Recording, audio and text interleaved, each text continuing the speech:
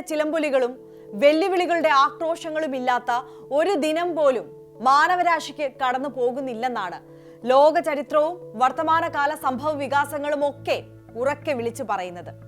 ദേശീയമോ അന്തർദേശീയമോ ആഭ്യന്തരമോ ആയ സംഘർഷങ്ങൾ ഭൂഖണ്ഡങ്ങളുടെ ഏതെങ്കിലും ഒരിടത്ത് എപ്പോഴും നിലനിൽക്കുന്നുണ്ട്. ആർക്കും ആരെയും ഒരു കാരണവും മുന്നറിയിപ്പും കൂടാതെ തന്നെ കടന്നാക്രമിക്കാമെന്ന സ്ഥിതിവിശേഷം. മനുഷ്യരാശിയുടെ സ്വൈര ജീവിതത്തിനുമേൽ യുദ്ധഭീതിയുടെ കരിനിഴൽ വീണുകൊണ്ടിരിക്കുകയാണ്. ആശങ്കയുടെ, ആകാംക്ഷയുടെ, രാഷ്ട്രീയ തന്ത്രങ്ങളുടെ പോയ ലോകവാരത്തിലേക്ക് ഒന്ന് തിരിഞ്ഞു നോക്കാം. സ്വാഗതം ഭൂലോകത്തിലേക്ക്.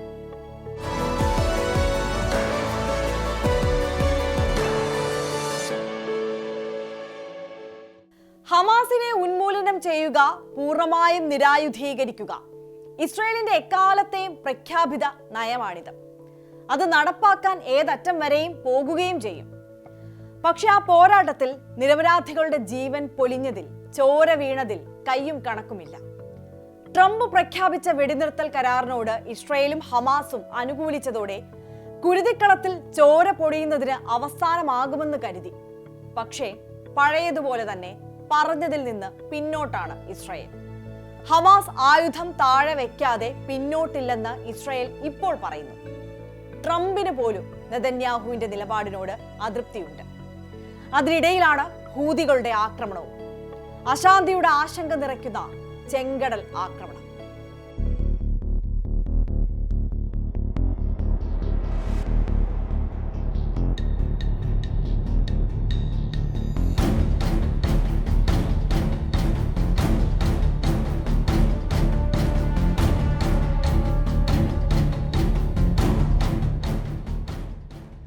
ഖത്തറും ഈജിപ്തുമാണ് ട്രംപ് ചുമതലപ്പെടുത്തിയ മധ്യസ്ഥർ.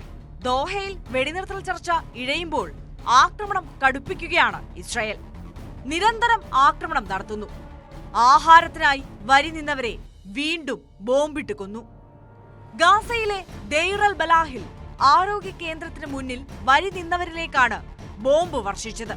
ഇസ്രായേൽ ഹമാസ് സംഘർഷത്തിലേക്ക് നയിച്ച 2023 ഒക്ടോബർ 7 ഇസ്രായേൽ ആക്രമണത്തിൽ പങ്കാളികളായ ഭീകരരിൽ ഒരാളെ വധിച്ചെന്ന് ഇസ്രായേൽ സൈന്യം ആനന്ദിക്കുമ്പോൾ ജീവൻ നഷ്ടമായത് 10 കുഞ്ഞുങ്ങളടക്കം 16 പലസ്തീനികൾക്കാണ്.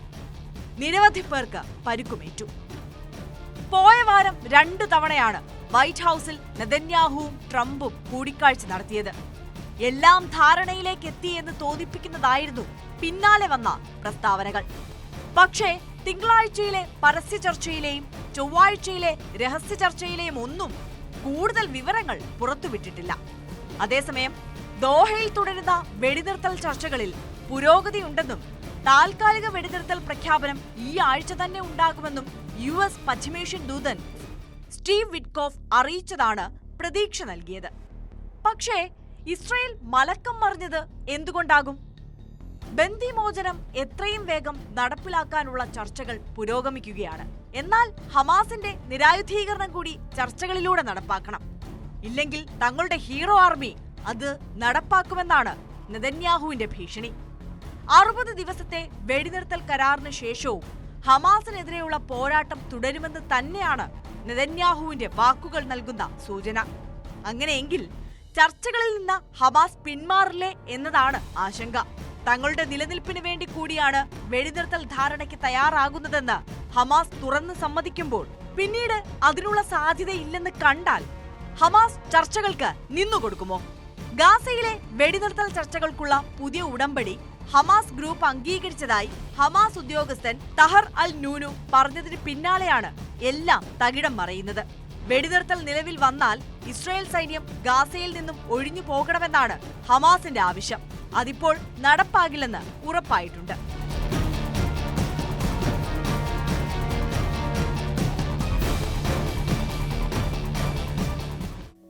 ചെങ്കടൽ വീണ്ടും ചോരക്കളമാക്കുകയാണ് ഹൂതികൾ. പലസ്തീൻ ജനതയ്ക്ക് പിന്തുണ പ്രഖ്യാപിച്ചുകൊണ്ട് ചെങ്കടലിൽ മാത്രമല്ല ഇസ്രായേൽ ലക്ഷ്യമിട്ടും ഹൂതികൾ യമനിൽ നിന്നും ബാലിസ്റ്റിക് മിസൈലുകൾ തൊടുത്തതായും റിപ്പോർട്ടുകളുണ്ട്. ആക്രമണം പക്ഷേ തങ്ങളുടെ അയൺ ഡോം തകർത്തതായി ഇസ്രായേൽ സൈന്യം അവകാശപ്പെടുന്നു.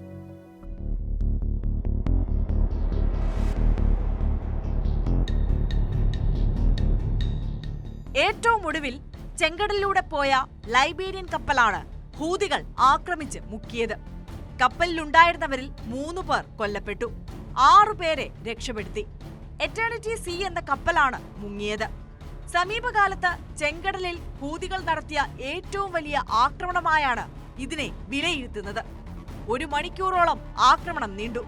റോക്കറ്റുകളിലൂടെ ഗ്രനേഡുകളും ചെറുബോംബുകളും കപ്പലിന് നേരെ വർഷിച്ചു. പിന്നാലെ 2 ഡ്രോണുകൾ ഉപയോഗിച്ചു. കൂടാതെ ബോട്ടുകളിലെത്തി ബോംബെറിഞ്ഞും ആക്രമണം നടത്തിയെന്ന് യൂറോപ്യൻ യൂണിയന്റെ സൈന്യം പറയുന്നു. വർഷം 1 ട്രില്യണിലേറെ ചരക്കുകളാണ് ഈ പാത വഴി പോകുന്നത്. 2023 നവംബർ മുതൽ ഇക്കഴിഞ്ഞ ഡിസംബർ വരെ 100ലേറെ കപ്പലുകൾക്ക് നേരെ ഹൂതികൾ മിസൈൽ ഡ്രോൺ ആക്രമണങ്ങൾ നടത്തിയിട്ടുണ്ട്.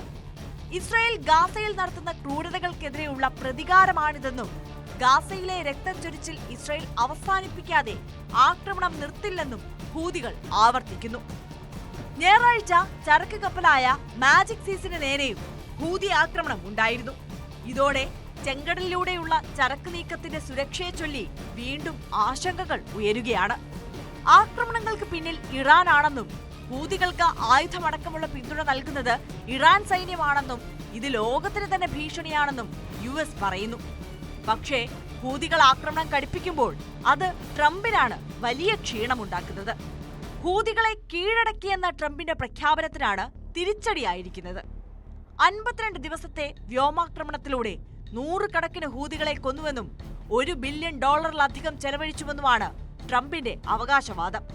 എന്നാൽ ഹൂതികളെ പൂർണ്ണമായും നിയന്ത്രിക്കാൻ US-ന് കഴിഞ്ഞിട്ടില്ല എന്നതാണ് വാസ്തവം. വ്യോമാക്രമണങ്ങൾക്ക് പിന്നാലെ ഹൂതികൾ US ഡ്രോണുകളെ വെടിവെച്ചിടുകയും നാവിക കപ്പലുകൾക്ക് നേരെ ആക്രമണം നടത്തുകയും ചെയ്തിരുന്നു. അതിനു പിന്നാലെ വീണ്ടും ഹൂതികൾ ചെങ്കടൽ ചോരക്കളമാക്കുമ്പോൾ US വീണ്ടും ചെങ്കടലിൽ പറന്നിറങ്ങിയേക്കുമെന്ന സൂചന കൂടി മുന്നിലുണ്ട്.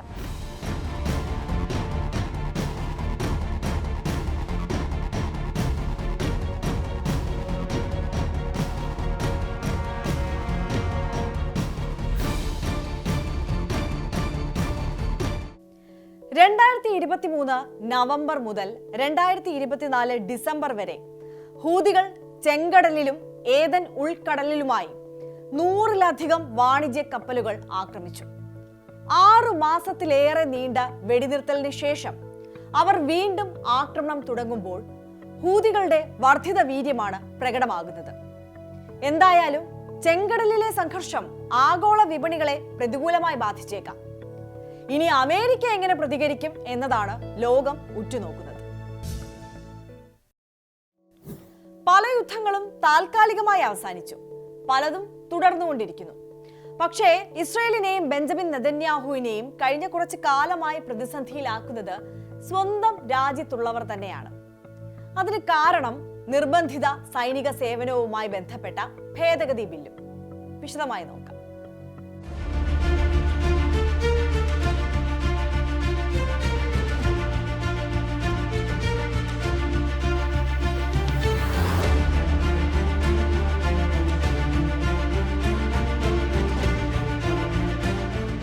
നിർബന്ധിത സൈനിക സേവനത്തിനെതിരെയാണ് ഹരേതികൾ ഇസ്രയേലിൽ പ്രതിഷേധം ഉയർത്തുന്നത്.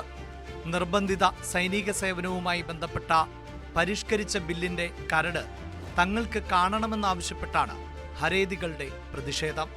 സ്ത്രീകൾ ഉൾപ്പെടെയുള്ള മതേതര ഇസ്രായേലികൾക്കൊപ്പം സെമിനാരി വിദ്യാർത്ഥികളെ സൈനിക യൂണിറ്റുകളിൽ പ്രവേശിപ്പിക്കുന്നത് അവരുടെ മതപരമായ സ്വത്വത്തെ അപകടത്തിലാക്കുമെന്ന് നെതന്യാഹുവിന്റെ സഖ്യത്തിലെ അൾട്രാ ഓർത്തഡോക്സ് നേതാക്കൾ ആശങ്ക പ്രകടിപ്പിച്ച് രംഗത്തുണ്ട്.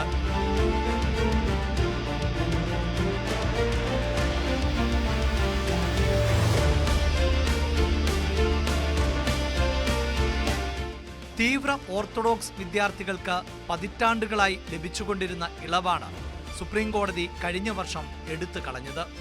മിക്ക ഇസ്രായേലി ജൂതന്മാർക്കും 18 വയസ്സ് മുതൽ 2.5 വർഷത്തിലേറെ സൈനിക സേവനം നിർബന്ധമാണ്. തുടർന്നുള്ള വർഷങ്ങളിൽ അധിക ഡ്യൂട്ടിയുമുണ്ട്. എന്നാൽ ജനസംഖ്യയിലെ ചെറിയ വിഭാഗം എന്ന് കണക്കാക്കിയായിരുന്നു ഹരേതികൾക്ക് ഇളവ് നൽകിയിരുന്നത്. ഗസ, ലെബനൻ, ഇറാൻ എന്നിവർക്കെതിരെ ഒരേ സമയം നടത്തിയ ആക്രമണങ്ങളിൽ ഇസ്രായേൽ സേനയിലെ അംഗബലം ചർച്ചയായിരുന്നു. സൈന്യത്തിലെ ആൾക്ഷാമം മറ്റുള്ളവരുടെ മേൽ സമ്മർദ്ദമേറ്റുകയും ചെയ്തിരുന്നു. ഇതോടെയാണ് കൂടുതൽ പേരെ എത്തിക്കാൻ സൈന്യം തയ്യാറെടുക്കുന്നത്. കടുത്ത എതിർപ്പുകൾ വകവയ്ക്കാതെ ഇസ്രായേലിലെ തീവ്ര ഓർത്തഡോക്സ് വിദ്യാർത്ഥികളോട് സൈന്യത്തിന്റെ ഭാഗമാകാനാണ് നിർദ്ദേശം. ഇതുമായി ബന്ധപ്പെട്ട 54,000 വിദ്യാർത്ഥികളാണ് നോട്ടീസ് നൽകിയത്. മാത്രമല്ല, നെതന്യാഹു സർക്കാരിൽ ഭാഗമായ 2 തീവ്ര ഓർത്തഡോക്സ് പാർട്ടികൾ നിയമനിർമ്മാണ ശ്രമങ്ങൾ നടത്താനൊരുങ്ങുന്നുവെന്ന റിപ്പോർട്ടുകൾക്ക് പിന്നാലെയുമാണ് സൈന്യത്തിന്റെ നീക്കം.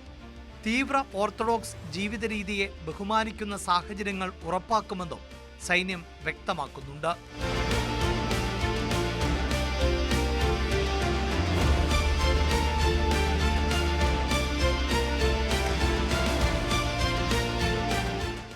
നെതന്യാഹു സർക്കാരിനെ പിന്തുണയ്ക്കുന്നവരാണ് ഹരേതികളിൽ ഏറെയും. ഷാസ്, യുണൈറ്റഡ് തോറ, ജൂതമതം ഉൾപ്പെടെയുള്ള തീവ്ര യാഥാസ്ഥിതിക പാർട്ടികൾ നിർബന്ധിത സൈനിക സേവനത്തിന് എതിരാണ്. നെതന്യാഹുവിന് സ്വന്തം പാളയത്തിൽ നിന്ന് തന്നെ എതിർപ്പ് ഉയർന്നതിന് പിന്നാലെ പ്രതിപക്ഷ പാർട്ടികൾ പാർലമെന്റ് പിരിച്ചുവിടാൻ നീക്കം നടത്തിയിരുന്നു. ഇടഞ്ഞു നിൽക്കുന്നവരെ കൂടെ ചേർത്ത് പാർലമെന്റ് പിരിച്ചുവിടാനായിരുന്നു പ്രതിപക്ഷ നീക്കം. എന്നാൽ ഇവരെ അനുനയിപ്പിച്ച് കൂടെ ചേർത്ത് നെതന്യാഹു പ്രതിപക്ഷ നീക്കത്തെ അതിജീവിക്കുകയായിരുന്നു.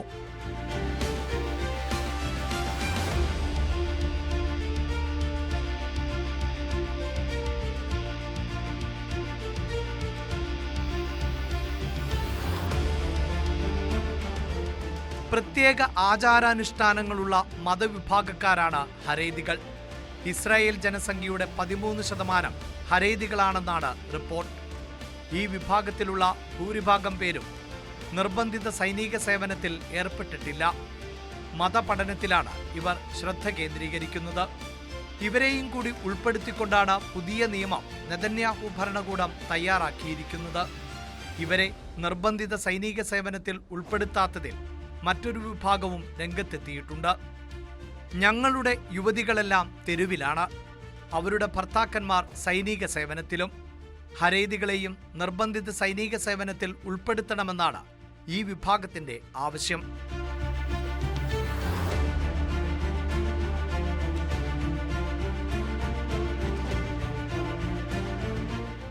വരാൻ പോകുന്ന തെരഞ്ഞെടുപ്പിൽ തീവ്ര ഓർത്തഡോക്സ് വിഭാഗങ്ങളെ ഒപ്പം നിർത്തണം. മറിച്ചായാൽ പരാജയം സുനിശ്ചിതമാണ്. മറ്റൊന്ന്, സൈന്യത്തിലെ ആൾക്ഷാമം പരിഹരിക്കണം. അങ്ങനെ വെല്ലുവിളികൾ ഏറെയുണ്ട് ഇസ്രായേൽ പ്രധാനമന്ത്രി ബെഞ്ചമിൻ നെതന്യാഹുവിന്.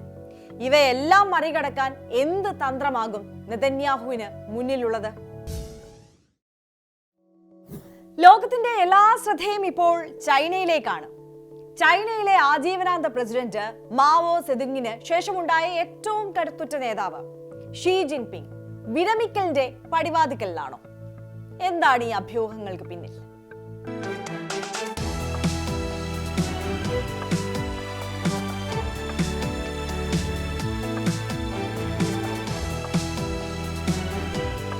ഒരു ദശാബ്ദത്തിലേറെയായി അധികാരത്തിലിരുന്ന ശേഷമാണ് ഷീ ജിൻപിങ് സുപ്രധാന തീരുമാനങ്ങൾക്കൊരുങ്ങുന്ന വിവരം പുറത്തുവരുന്നത്.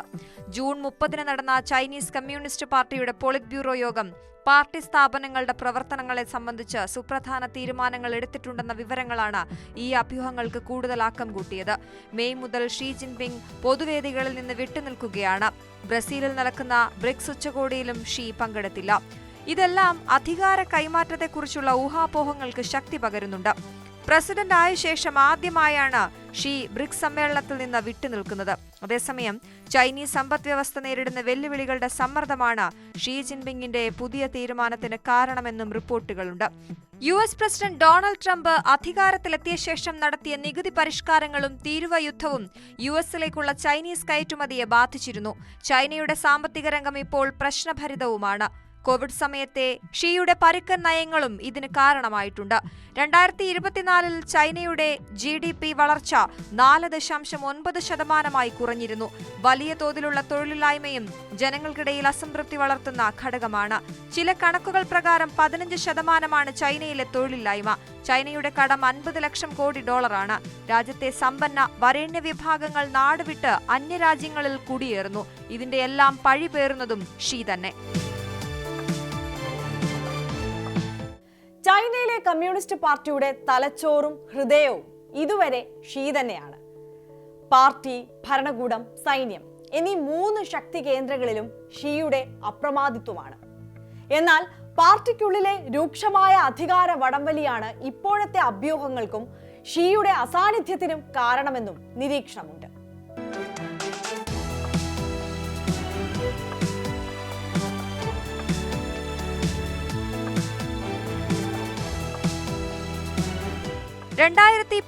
മുതൽ ചൈന ഷീ ജിൻപിങ് ഭരണത്തിന് കീഴിലാണ്.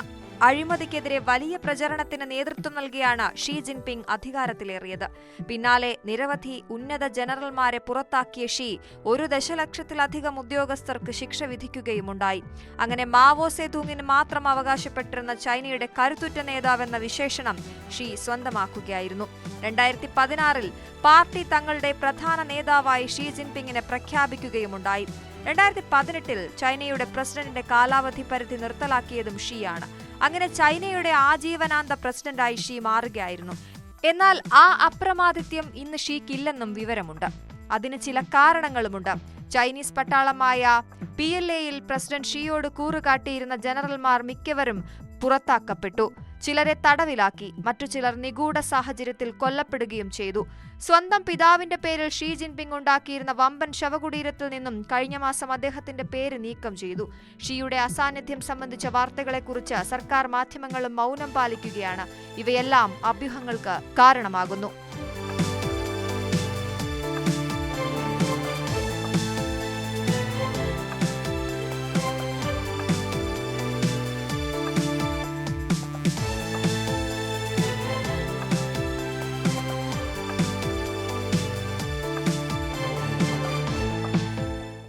അധികാരം സ്വന്തം കയ്യിൽ നിലനിർത്തിക്കൊണ്ട് തന്നെ ദൈനംദിന ഭരണം പാർട്ടി ഘടകങ്ങൾക്ക് നൽകി ഷീ വിട്ടുനിന്നേക്കാം. വലിയ ലക്ഷ്യങ്ങളിൽ ശ്രദ്ധ കേന്ദ്രീകരിക്കാനാണ് ഷീയുടെ ശ്രമമെന്നും വിലയിരുത്തലുകളുണ്ട്. ഒന്നുകിൽ പടിപടിയായുള്ള അധികാര വികേന്ദ്രീകരണം, അല്ലെങ്കിൽ വിരമിക്കൽ. ഇതിലേതെങ്കിലും ഒന്ന് ഷീ തെരഞ്ഞെടുത്തേക്കാം. ഉറ്റ സുഹൃത്ത് US പ്രസിഡന്റ് ഡൊണാൾഡ് ട്രംപുമായുള്ള നാടകീയമായ തെറ്റിപ്പിരിയലിന് പിന്നാലെ അമേരിക്കയിൽ പുതിയ രാഷ്ട്രീയ പാർട്ടി പ്രഖ്യാപിച്ചിരിക്കുകയാണ് ഇലോൺ മസ്ക്. മസ്ക് എന്തിനുള്ള പുറപ്പാടാണെന്ന് ചോദിക്കുന്നവർ ഏറെയാണ്. മസ്കിന്റെ അമേരിക്ക പാർട്ടി 3ാം കക്ഷിയുടെ ഉദയമോ എന്ന ചോദ്യവും മറ്റൊരു വശത്തുണ്ട്. പ്രസിഡന്റ് തെരഞ്ഞെടുപ്പിൽ മസ്കിന് മത്സരിക്കാൻ സാധിക്കുമോ? അങ്ങനെ ചോദ്യങ്ങളും സംശയങ്ങളും അനവധിയാണ്.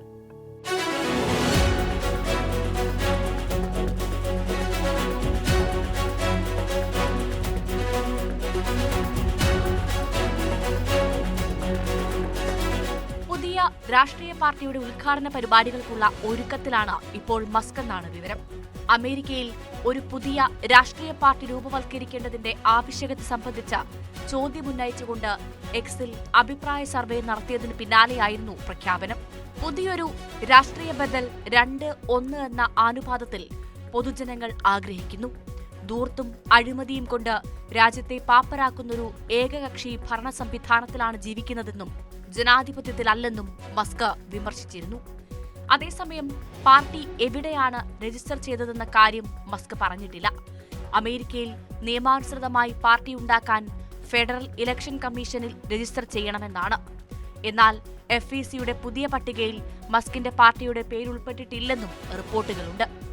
അമേരിക്കയുടെ ദീർഘകാല രാഷ്ട്രീയ ചരിത്രത്തിൽ റിപ്പബ്ലിക്കന്മാരോ ഡെമോക്രാറ്റുകളോ മാത്രമേ അധികാരത്തിലെത്തിയിട്ടുള്ളൂ.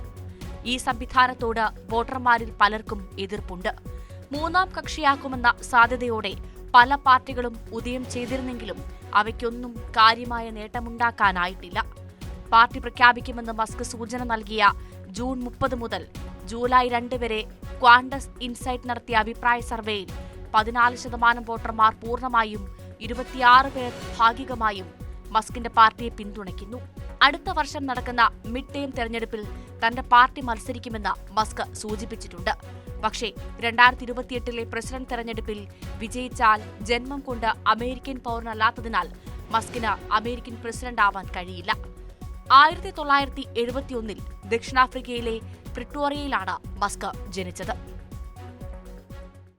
കഴിഞ്ഞ പ്രസിഡന്റ് തെരഞ്ഞെടുപ്പിൽ റിപ്പബ്ലിക്കൻ സ്ഥാനാർത്ഥിയായിരുന്ന ട്രംപിനെ വിജയിപ്പിക്കാൻ കോടികളാണ് ലോകത്തെ ഏറ്റവും സമ്പന്നനായ മസ്ക് ചെലവഴിച്ചത്? തെരഞ്ഞെടുപ്പിൽ ട്രംപിന് പരസ്യമായി പിന്തുണ പ്രഖ്യാപിച്ചു. ട്രംപിന് വേണ്ടി വോട്ട് ചെയ്യണമെന്നും മസ്ക് അഭ്യർത്ഥിച്ചു. പിന്നീട് അധികാരത്തിലെത്തിയ ട്രംപ് മസ്കിനെ സർക്കാരിന്റെ ഭാഗമാക്കുകയും ചെയ്തു. പിന്നെ എങ്ങനെയാണ് ഉറ്റ ചങ്ങാതിമാരായിരുന്ന ഇവർ പരസ്പരം പോര് വിളിച്ച് ശത്രുക്കളായത്? ഭരണകൂടത്തിലെ കാര്യക്ഷമതാ വകുപ്പിന്റെ തലവനായിരുന്നു ഇലോൺ മസ്ക്. അമേരിക്കൻ ഭരണകൂടത്തിന്റെ ചെലവ് ചുരുക്കാനും കാര്യക്ഷമത വർദ്ധിപ്പിക്കാനും ട്രംപ് പുതുതായി രൂപവൽക്കരിച്ച വിഭാഗമായിരുന്നു ഡോജ്. ഇതിന്റെ മേധാവിയായ മസ്കിന്റെ പ്രവർത്തനത്തെ പ്രകീർത്തിച്ച് ആദ്യഘട്ടത്തിൽ ട്രംപ് രംഗത്തെത്തിയിരുന്നു. എന്നാൽ പിന്നീട് കാര്യങ്ങൾ മാറി. മസ്കിന്റെ ബിസിനസിന് അമേരിക്കൻ ഭരണകൂടം കത്തിവെച്ചതോടെ ഇരുവരുടെയും ബന്ധത്തിൽ വിള്ളൽ വീണു. സർവശ്രേഷ്ഠമെന്ന് പറഞ്ഞ് ട്രംപ് കൊണ്ടുവന്ന ബിഗ് ബ്യൂട്ടിഫുൾ ബജറ്റ് ബില്ലിൽ തട്ടിയായിരുന്നു തെറ്റിപ്പിരിയൽ. പിന്നാലെ ഡോജിന്റെ മേധാവി സ്ഥാനത്ത് നിന്ന് മസ്കിന്റെ പടിയിറക്കം. അറപ്പുളവാക്കും വിധം മ്ലേച്ഛമെന്ന് മസ്ക് ബില്ലിനെ വിശേഷിപ്പിച്ചു. സർക്കാരിന്റെ ചെലവ് ചുരുക്കൽ ലക്ഷ്യമിട്ട് ഡോജ് നടപ്പാക്കിയ പരിഷ്കാരങ്ങളെ അട്ടിമറിക്കുന്നതാണ് ബില്ലെന്നും അത് അമേരിക്കയുടെ ധനക്കമ്മിയും പൊതുകടവും വർദ്ധിപ്പിക്കുമെന്നുമാണ് മസ്കിന്റെ വാദം. വൺ ബിഗ് ബ്യൂട്ടിഫുൾ ബിൽ പാസാക്കി ഇലക്ട്രിക് കാറുകൾക്ക് നൽകി വരുന്ന ഇളവുകളും പുതിയ ബില്ലിലൂടെ എടുത്തു കളഞ്ഞു. ഇത് മസ്കിന്റെ ഇലക്ട്രിക് വാഹന വ്യവസായത്തിൽ വലിയ നഷ്ടത്തിലേക്ക് നയിച്ചു. സാമ്പത്തിക തട്ടിപ്പ്, കുട്ടികളെ ലൈംഗികമായി ചൂഷണം ചെയ്ത കേസ് എന്നിവയിൽ പ്രതിയായ ശതകോടീശ്വരൻ ജെഫ്രി എപ്സ്റ്റീന്റെ കേസ് ഫയലുകൾ സർക്കാർ പരസ്യപ്പെടുത്താത്തത് ട്രംപിന് എപ്സ്റ്റീനുമായുള്ള ബന്ധം കൊണ്ടാണെന്നുവരെ മസ്ക് ആരോപിച്ചു. ബില്ലിന് അനുകൂലമായി വോട്ട് ചെയ്യുന്ന റിപ്പബ്ലിക്കന്മാരെ അടുത്ത തെരഞ്ഞെടുപ്പിൽ പരാജയപ്പെടുത്തുമെന്നും പരസ്യമായി വെല്ലുവിളിച്ചു.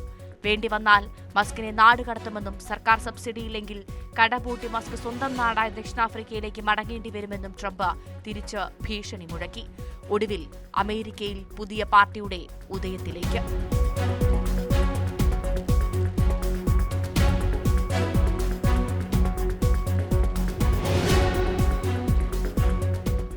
പല യുദ്ധങ്ങളും അവസാനിപ്പിക്കാൻ മധ്യസ്ഥത വഹിച്ചെന്ന് അവകാശപ്പെട്ട ട്രംപിന് പക്ഷേ മസ്കിനെ അനുനയിപ്പിക്കാനായില്ല. വെല്ലുവിളിച്ചതുപോലെ പാർട്ടി പ്രഖ്യാപനമൊക്കെ കഴിഞ്ഞു. ഇനി രണ്ട് പ്രമുഖ രാഷ്ട്രീയക്കാർ തമ്മിലുള്ള പോരാട്ടത്തിലേക്കാണ്. ട്രംപിന് വേണ്ടി വോട്ട് അഭ്യർത്ഥിച്ച മസ്ക് ഇനി സ്വന്തം നിലയ്ക്ക് വോട്ട് ചോദിക്കും. അമേരിക്കയിൽ മസ്ക് ഇഫക്റ്റ് വർക്കൗട്ട് ആകുമോ എന്നും കണ്ടറിയണം. കാത്തിരിക്കാം. എന്താണ് ട്രംപിന്റെ സ്മാർട്ട് ഫോൺ പദ്ധതി? ആപ്പിളും സാംസങ്ങും ഷവോമിയും എല്ലാം ഭരിക്കുന്ന സ്മാർട്ട് ഫോൺ ലോകത്ത് ട്രംപ് മൊബൈൽ എന്തെങ്കിലും ചലനമുണ്ടാക്കുമോ? റിയൽ എസ്റ്റേറ്റും റീറ്റെയിലും ഹോസ്പിറ്റാലിറ്റിയും കഴിഞ്ഞ് ടെലികോം രംഗത്തേക്കും ട്രംപ് കാലെടുത്ത് വെക്കുന്നതിന് പിന്നിലെ രാഷ്ട്രീയം എന്താണ്?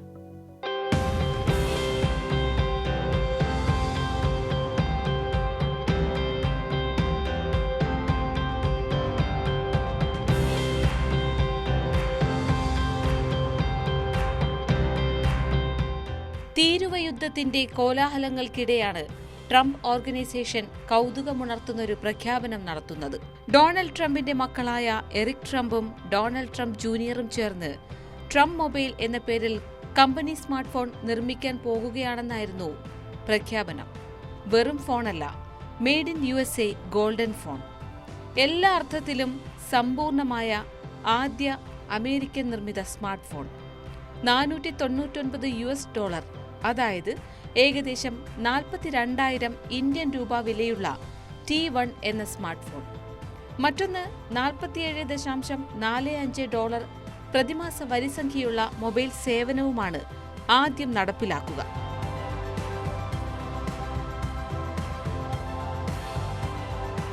കിടിലൻ ക്യാമറ ഫീച്ചറും അവകാശപ്പെടുന്നുണ്ട്. 50 മെഗാപിക്സലിന്റെ main camera, 2 megapixel depth, macro ലെൻസുകൾ, 16 മെഗാപിക്സലിന്റെ സെൽഫി ക്യാമറ, ഇതൊക്കെയാണ് അവകാശവാദങ്ങൾ. അണ്ടർ സ്ക്രീൻ ഫിംഗർ പ്രിന്റ് സെൻസറും AI ഫേസ് അൺലോക്ക് സെക്യൂരിറ്റിയും കമ്പനി വാഗ്ദാനം ചെയ്യുന്നു. മാത്രമല്ല, ആഗോള വിപണിയിലുള്ള മൊബൈൽ ഫോണുകളുടെ 60 മുതൽ 70% നിർമ്മിക്കുന്നത് ചൈനയിൽ നിന്നാണ്. ലോകത്തെ 80% സ്മാർട്ട് ഫോൺ സാമഗ്രികളും ഉൽപ്പാദിപ്പിക്കുന്നതും ചൈനയിൽ നിന്ന് തന്നെയാണ്. അങ്ങനെയിരിക്കെ പുറത്തുനിന്ന് ഒരു തരി സാധനം പോലും അസംബിൾ ചെയ്യാതെ 100% അമേരിക്കയിൽ നിർമ്മിക്കുന്ന സ്മാർട്ട് ഫോൺ ആയിരിക്കും T1 എന്നാണ് കമ്പനിയുടെ അവകാശവാദം. Today we're here to introduce Trump Mobile. We've partnered with some of the greatest people in the industry to make sure that real Americans can get true value from their mobile carriers. A big part of what we've done right now in the world has been focused on technology for people who've been underserved, whether that's been in crypto. പൂർണ്ണമായും സ്വർണ്ണ നിറത്തിലുള്ള ഡിസൈനും ഫോണിൽ മുദ്രണം ചെയ്ത US പതാകയും make America great again വാചകവുമാണ് കൗതുകമുണർത്തുന്ന മറ്റ് കാര്യങ്ങൾ. ഇന്ത്യയിലും ചൈനയിലുമൊക്കെ ഫോൺ നിർമ്മിക്കുന്നത് നിർത്തി പ്രൊഡക്ഷൻ അമേരിക്കയിലേക്ക് മാറ്റണമെന്നായിരുന്നു ട്രംപിന്റെ ആവശ്യം. പക്ഷേ ട്രംപിന് തെറ്റി. ഈ കമ്പനികൾക്ക് എല്ലാ പിന്തുണയും സഹായങ്ങളും നൽകാൻ തുടങ്ങിയിട്ട് വർഷങ്ങളായി. ഇനി അവർ അമേരിക്കയിലേക്ക് ഉൽപ്പാദനം മാറ്റണമെന്നായിരുന്നു ട്രംപിന്റെ ആവശ്യം.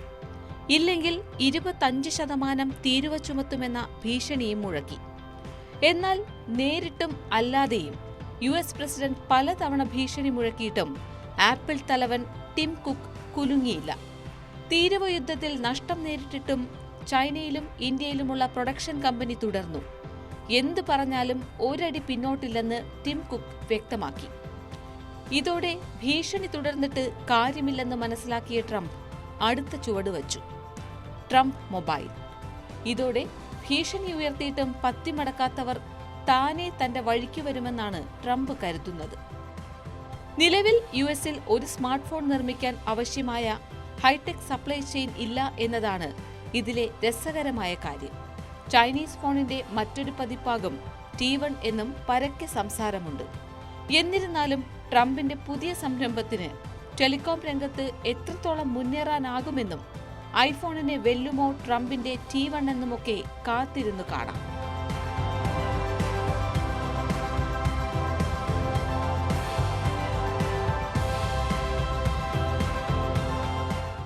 ട്രംപിന്റെ പുതിയ സംരംഭത്തിന് ടെലികോം രംഗത്ത് എത്രത്തോളം മുന്നേറാനാകുമെന്നും ഐഫോണിനെ വെല്ലുമോ ട്രംപിന്റെ T1 എന്നുമൊക്കെ ബാക്കിയാകുന്ന ആകാംക്ഷയാണ്. കാത്തിരിപ്പിന്റെയും പ്രതീക്ഷയുടെയും നാളുകളാണ് പോയ വാരവും ഇനി വരാൻ പോകുന്നത്. ഓരോ യാമങ്ങളും എണ്ണി മടുപ്പിന്റെ കാണാപ്പുറങ്ങൾ താണ്ടി സമാധാനത്തിന്റെ നാളുകൾ പുലരുമെന്ന് പ്രതീക്ഷയോടെ മറ്റൊരു അധ്യായത്തിൽ കാണാം.